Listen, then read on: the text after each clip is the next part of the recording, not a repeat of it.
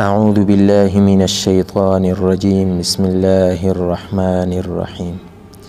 إن الذين يكفرون بآيات الله ويقتلون النبيين بغير حق ويقتلون الذين يأمرون بالقسط من الناس فبشرهم بعذاب أليم. أولئك الذين حبطت أعمالهم في الدنيا والآخرة وما لهم من ناصرين.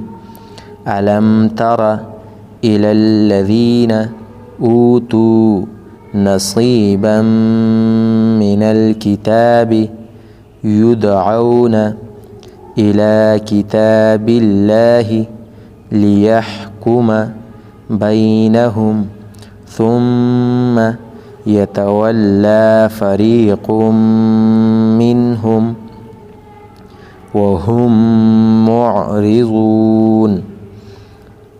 ذلك بأنهم قالوا لن تمسنا النار إلا أياما معدودات وغرهم في دينهم ما كانوا يفترون.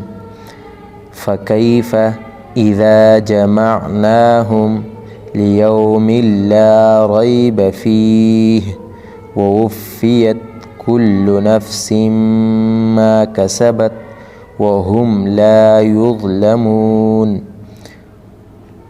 قل اللهم مالك الملك تؤتي الملك من تشاء وتنزع الملك ممن تشاء وتعز من تشاء وتضل من تشاء بيدك الخير إنك على كل شيء قدير. تولج الليل في النهار وتولج النهار في الليل وتخرج الحي من الميت وتخرج الميت من الحي وترزق من تشاء بغير حساب.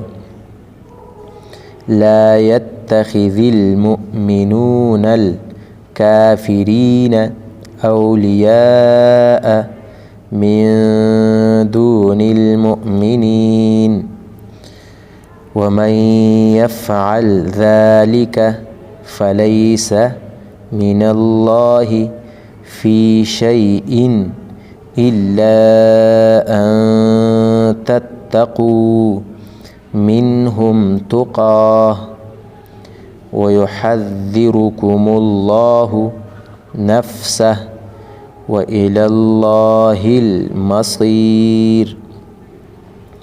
قل إن تخفوا ما في صدوركم أو تبدوه يعلمه الله ويعلم ما في السماوات وما في الأرض والله على كل شيء قدير.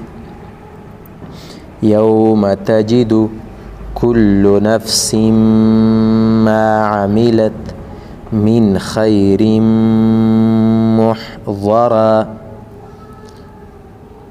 وما عملت من سوء تود لو أن بينها وبينه أمدا بعيدا ويحذركم الله نفسه والله رؤوف بالعباد. صدق الله العظيم.